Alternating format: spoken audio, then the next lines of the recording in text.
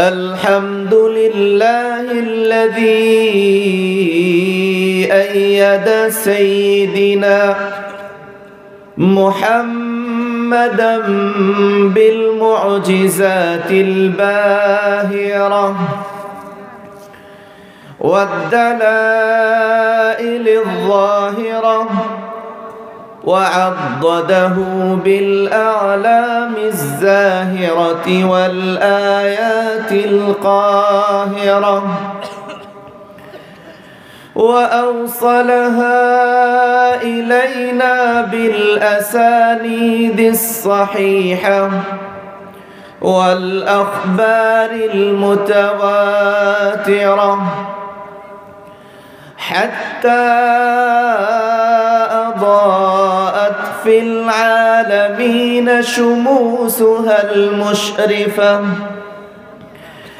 وبدورها السافرة ونشهد أن لا إله إلا الله الواحد الأحد الفرد الصمد الذي لم يلد ولم يولد ولم يكن له كفوا أحد ونشهد أن سيدنا وسندنا ونبينا ومولانا مؤيدنا مخدومنا منظومنا معصومنا مقصومنا مقصودنا محمدا عبده المصطفى ورسوله المجتبى وحبيبه المرتضى ومختاره من أهل الأرض والسماء اللهم صل عليه أفضل صلاة وأتمها وأدومها وأعمها وعلى آله وأزواجه وأقربائه المؤمنين من جميع جهاته وأصحابه الذين تشرفوا برؤية ذاته الشريفة ومشاهدة معجزاته وسلم تسليما كثيرا أما بعد فقد قال الله سبحانه وتعالى في كلامه المجيد وفي فرقانه الحميد أعوذ بالله من الشيطان الرجيم بسم الله الرحمن الرحيم لقد جاءكم رسول من أنفسكم عزيز عليه ما عنتم حريص عليكم بالمؤمنين رؤوف رحيم وقال رسول الله صلى الله عليه وسلم لا يؤمن أحدكم حتى أكون أحب إليه من والده وولده والناس أجمعين وقال رسول الله صلى الله عليه وسلم لا يؤمن أحدكم حتى يكون هواه تبعا لما جئت به أو كما قال النبي صلى الله عليه وسلم السلام عليكم ورحمة الله وبركاته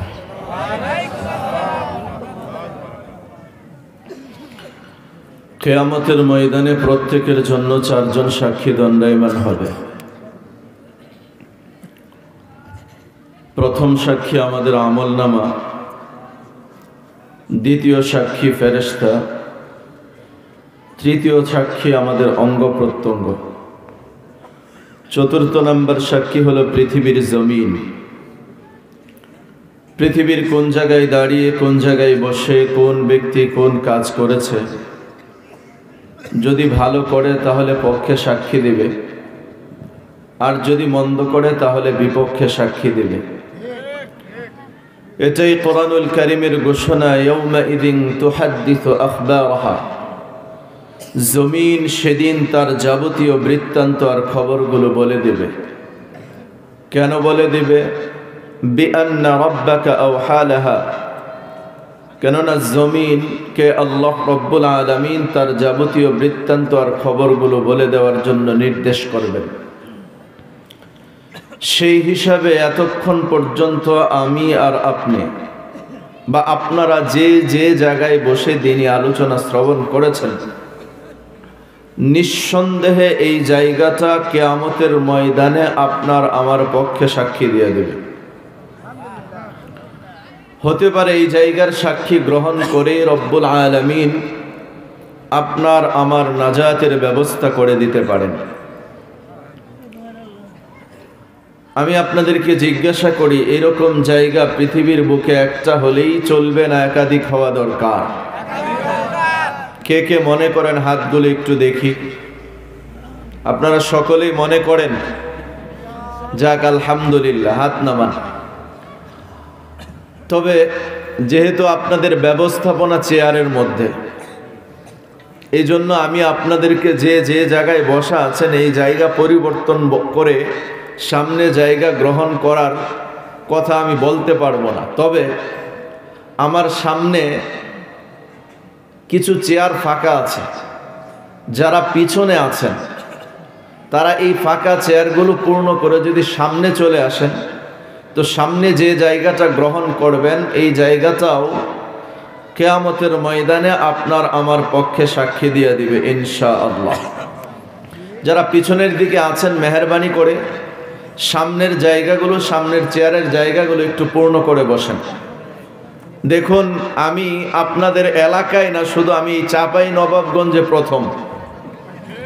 ইতিপূর্বে আমি চাঁপাইনবাবগঞ্জে কোনোদিন আসি নাই, আমার আলোচনাও আপনারা কেউ শ্রবণ করেন নাই।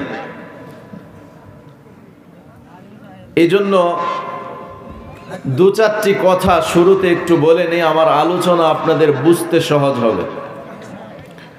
এক নাম্বার কথা হলো, আমি দিল থেকে কথা বলার চেষ্টা করি, দিলের উপর ঢালার চেষ্টা করি। এই জন্য মেহেরবানি করে আপনারা আপনাদের দিলের পাত্রটা খোলা রাখবেন। আপনাদের এলাকায় চাপকল আছে? আছে, আলহামদুলিল্লাহ।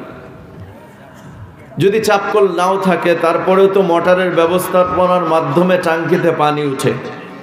টাঙ্কির সাথে নিচের দিক থেকে একটা পাইপলাইন দেওয়া আছে, নির্দিষ্ট একটা জায়গার মধ্যে কল ফিট করা আছে, কলটা ঘোরান দিলেই পানি পড়তে থাকে। এখন কল ছাড়ার পরে অথবা চাপ কলে চাপ দেওয়ার পরে যেই পানি বের হচ্ছে, আপনি যেই পাত্রের মধ্যে পানিটা সংগ্রহ করবেন, সেটা গ্লাস হোক, জগ হোক, কলসি হোক, অথবা যে কোনো পাত্রই হোক না কেন, ওই কলের মুখ আর পাত্রের মুখ যদি বরাবর না হয়, তাহলে 1000 নয় 50,000 লিটারের টাঙ্কিটাও খালি হবে, পাত্র ভরবে না। কথা ঠিক না বেঠিক? পক্ষান্তরে যদি কলের মুখ আর পাত্রের মুখটা বরাবর হয়ে যায়, তাহলে অল্পক্ষণের মধ্যেই পাত্রটা ভরে যাবে। কথা ঠিক না বেঠিক? এজন্য আমি দিল থেকে কথা বলার চেষ্টা করি, দিলের উপর ঢালার চেষ্টা করি। আজকেও চেষ্টা করব দিল থেকে কথা বলার জন্য, আপনাদের দিলের উপর ঢালার জন্য। মেহেরবানি করে আপনারা আপনাদের দিলের পাত্রটা খোলা রাখবেন। আশা করি আল্লাহ রব্বুল আলামিন যতক্ষণ কথা হয়, এই অল্প বেশি যাই কথা হোক না কেন, এর দ্বারা আল্লাহ রব্বুল আলামিন আপনাদের দিলের পাত্রটা পরিপূর্ণ ভরে দিবেন। দ্বিতীয় নম্বর কথা হলো, কথাগুলো শুনবেন চিন্তা করার সাথে সাথে, শোনার সাথে সাথে চিন্তা ভাবনা করবেন, চিন্তা ভাবনা করার সাথে সাথে শুনবেন।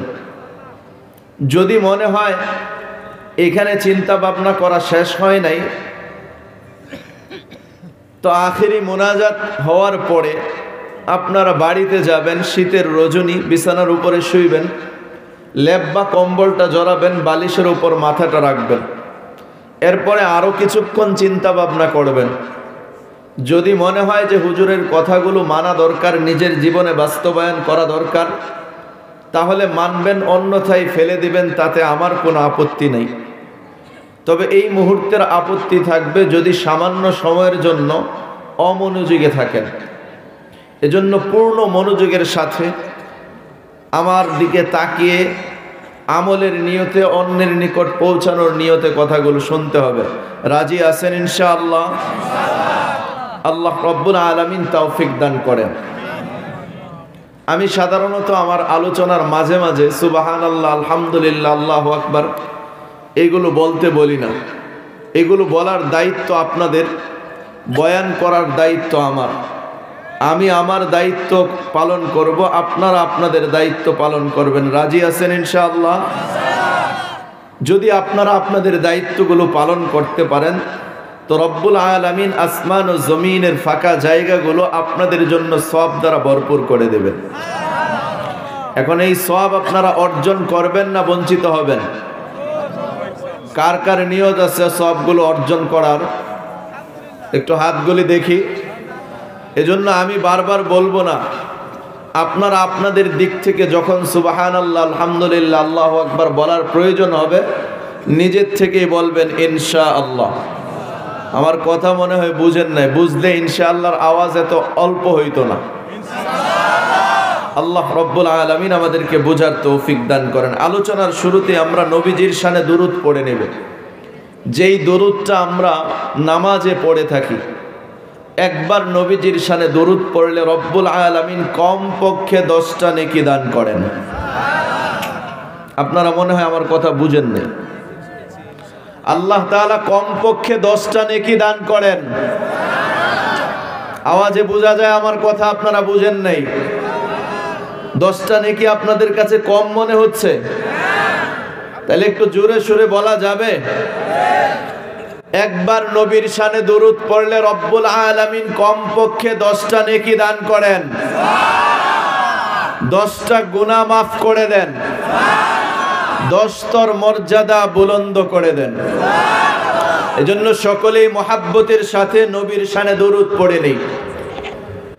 আল্লাহুম্মা সাল্লি আলা মুহাম্মাদ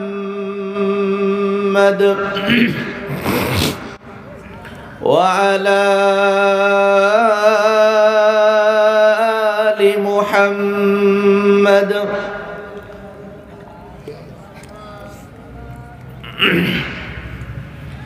كما صليت على إبراهيم وعلى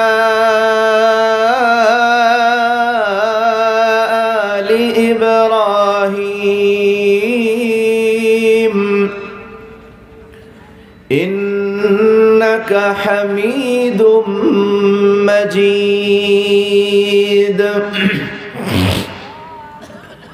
اللهم بارك على محمد وعلى آل محمد كما باركت على إبراهيم وعلى آل إبراهيم إنك حميد مجيد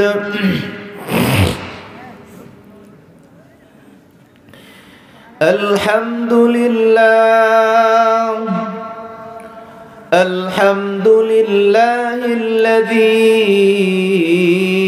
أيد سيدنا محمدا بالمعجزات الباهرة والدلائل الظاهرة وعضده بالأعلام الزاهرة والآيات القاهرة وأوصلها إلينا بالأسانيد الصحيحة والأخبار المتواترة حتى أضاءت في العالمين شموسها المشرفة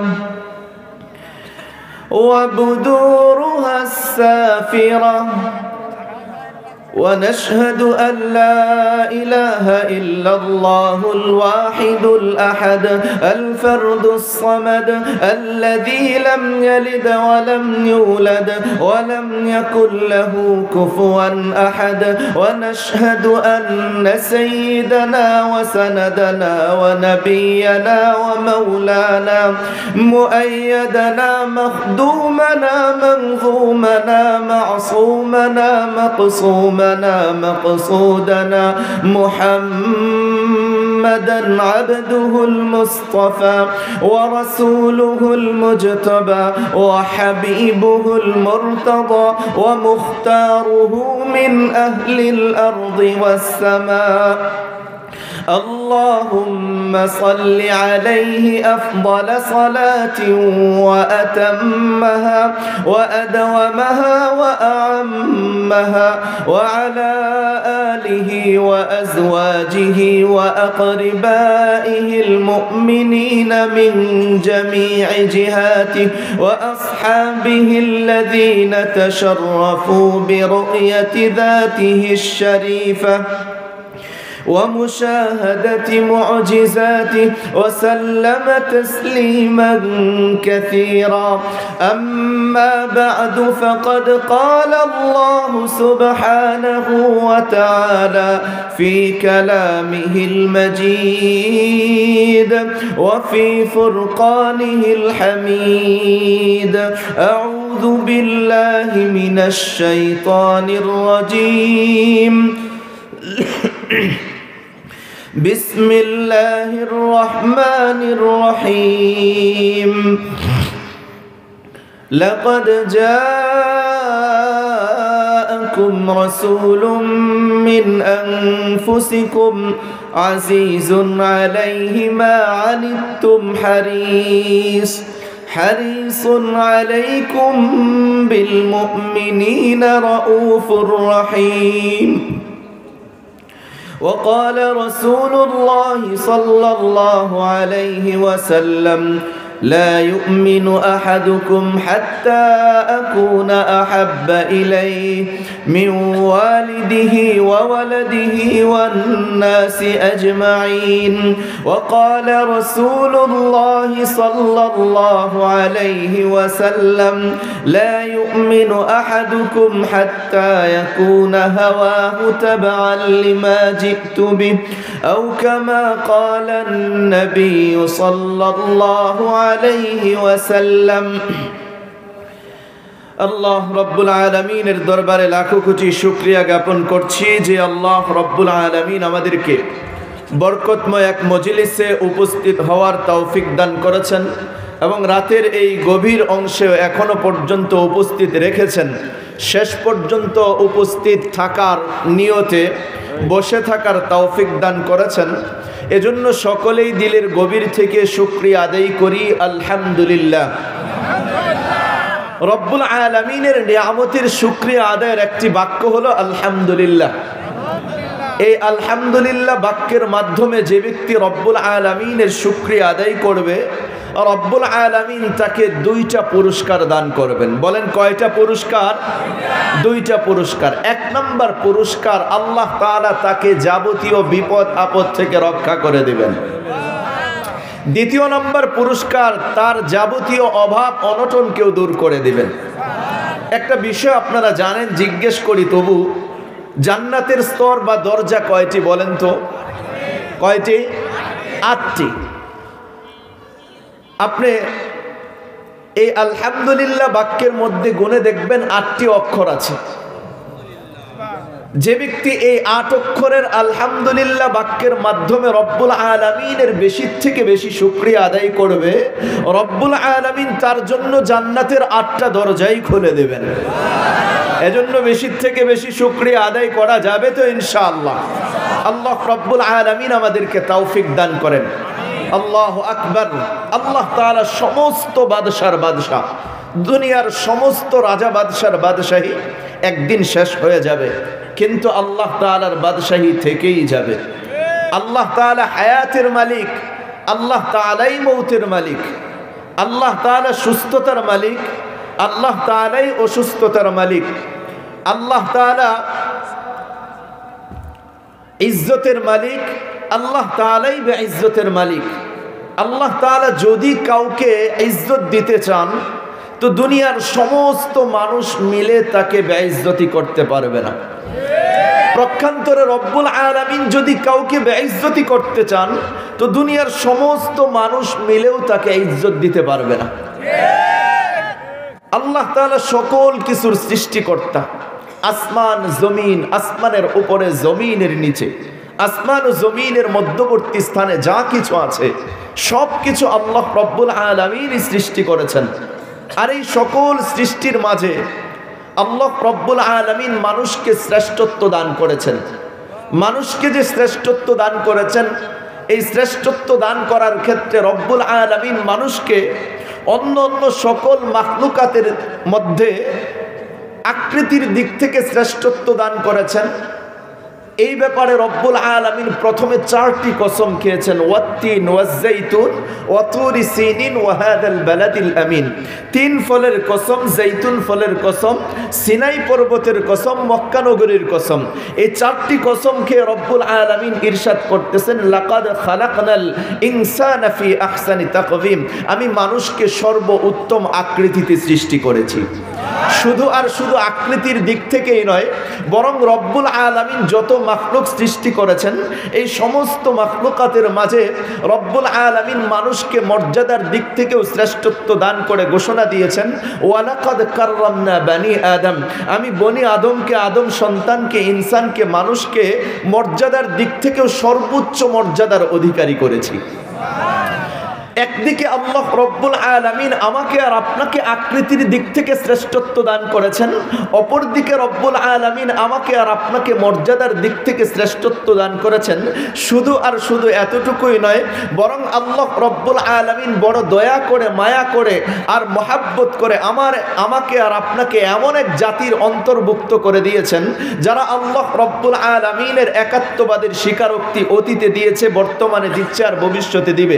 আর যারা আল্লাহ রব্বুল আলামিনের একাত্মবাদের স্বীকারোক্তিতে এক হয়ে গিয়েছে তাদের ব্যাপারে আল্লাহ রব্বুল আলামিন হাদিসে কুদসি শুনাইতেছেন, ইন্নানি আনাল্লাহ লা ইলাহা ইল্লা আনা। নিশ্চয়ই আমি আল্লাহ, আমি ব্যতীত কোনো মাবুদ নেই। মান আকাররা লি বিত্তাওহীদ, যেই ব্যক্তি আমার এই একাত্মবাদকে স্বীকার করবে, দাখালা হিসনি, সে তো আমার দুর্গে প্রবেশ করবে। ওয়ামান দাখালা হিসনি, আর যে আমার দুর্গে প্রবেশ করবে, আমিনা মিন আযাবি, সে আমার সর্বপ্রকার আযাব থেকে নিরাপদ হয়ে যাবে। আল্লাহ রব্বুল আলামিন বড় দয়া করে, মায়া করে আমাকে আর আপনাকে, যারা আল্লাহ রব্বুল আলামিনের একাত্মবাদের স্বীকারোক্তি অতীতে দিয়েছে, বর্তমানে দিচ্ছে, ভবিষ্যতে দিবে, তাদের অন্তর্ভুক্ত করে দিয়েছেন। আল্লাহ তাআলা একদিকে আমাকে আকৃতির দিক থেকে শ্রেষ্ঠত্ব দান করেছেন, অপরদিকে মর্যাদার দিক থেকেও শ্রেষ্ঠত্ব দান করেছেন, অপরদিকে আমাকে আর আপনাকে মুসলমানের ঘরে পাঠিয়েও শ্রেষ্ঠত্ব দান করেছেন। শুধু আর শুধু এতটুকুই নয়, বরং আমাকে আর আপনাকে এমন এক নবীর উম্মত বানিয়ে শ্রেষ্ঠত্ব দান করেছেন যেই নবী সম্পর্কে স্বয়ং আল্লাহ রব্বুল আলামিন ঘোষণা দিয়েছেন সাইয়্যিদুল মুরসালিন, ইনি হলেন সমস্ত নবীদের সর্দার। সেই নবীর উম্মত বানিয়ে রব্বুল আলামিন আমাকে আর আপনাকে শ্রেষ্ঠ উম্মতের মর্যাদা দান করেছেন। আমাকে আর আপনাকে এমন এক নবীর উম্মত বানিয়ে রব্বুল আলামিন দুনিয়াতে প্রেরণ করেছেন যেই নবীর নামকে রব্বুল আলামিন মুহাম্মদ নির্বাচন করে রেখেছেন। সুবহানাল্লাহ। আমাদের কাছে মুহাম্মদ নামের কোনো মূল্য নাই, তার কারণ হলো যে ব্যক্তি মুসলমানের ঘরে জন্মগ্রহণ করে, বিশেষ করে আমাদের এই অত্র অঞ্চলে বাংলাভাষী যারা আছি, এদের নামের শুরুতে মোহাম্মদ শব্দটা ব্যবহৃত হয়, যার কারণে মোহাম্মদ নামের কোনো মূল্য আমাদের কাছে নেই।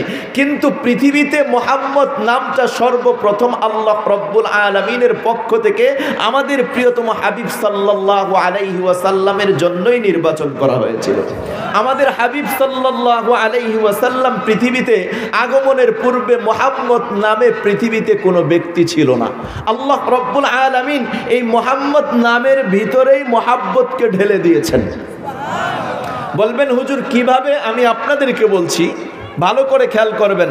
আমি শুরুতেই বলেছি আমার কথাগুলো চিন্তা করার সাথে সাথে শুনতে হবে, শোনার সাথে সাথে চিন্তা ভাবনা করতে হবে। আল্লাহ তাআলা আমাদের প্রিয়তম হাবিব সাল্লাল্লাহু আলাইহি ওয়াসাল্লামের নামের ভিতরেই মহাব্বতকে ঢেলে দিয়েছেন। মহাব্বত ঢেলে দিয়েছেন, যে যেভাবেই নামটা উচ্চারণ করুক না কেন, উচ্চারণের সাথেই তার দিলের ভিতর থেকে মহাব্বত বেরিয়ে আসবে। উদাহরণ,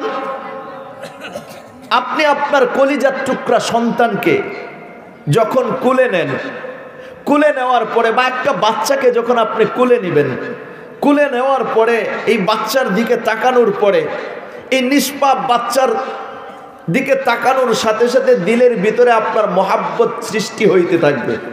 ধীরে ধীরে মহাব্বতটা বৃদ্ধি পেতে থাকবে।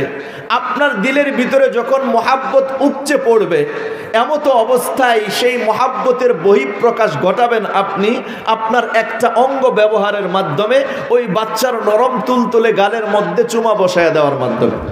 কথা ঠিক না বেঠিক? আমি আপনাদেরকে জিজ্ঞাসা করি, আপনি যে আপনার মহাব্বতের চূড়ান্ত সীমা বোঝানোর জন্য যেই অঙ্গের মাধ্যমে আপনি চুমু দিলেন, সেই অঙ্গের নাম কি বলেন? ঠোঁট। এই ঠোঁটের মাধ্যমে বোঝা যায় একজন ব্যক্তির মহাব্বতের চূড়ান্ত সীমা বোঝায়। কথা ঠিক না বেঠিক? আর আল্লাহ রব্বুল আলামিন দেখেন মুহাম্মদ নামটা এমন ভাবে নির্বাচন করেছেন, আপনারা মনে হয় ইতিপূর্বে কোনোদিন চিন্তা ভাবনা করে দেখেন নাই।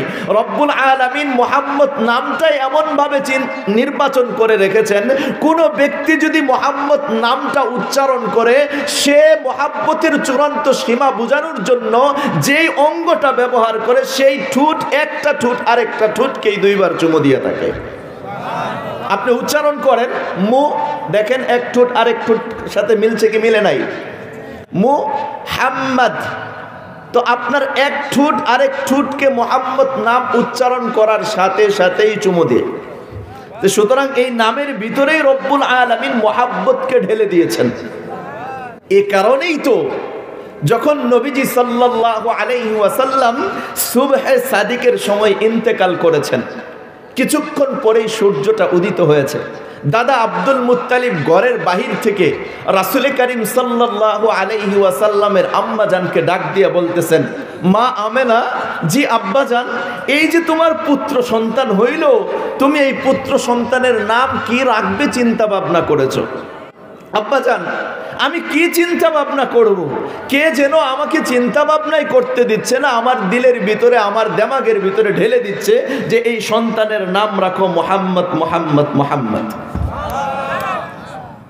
দাদা আব্দুল মুত্তালিব বলেন, মা আমেনা, এত সুন্দর আর এত চমৎকার নাম তুমি কোথায় পাইলা? পৃথিবীতে তো এত সুন্দর নাম আমি দ্বিতীয়বার শুনি নাই। কেনই বা শুনবেন? রব্বুল আলামিন তো এই নামটা শুধুমাত্র নবীজির জন্য ইনটেক অবস্থায় রেখে দিয়েছিলেন।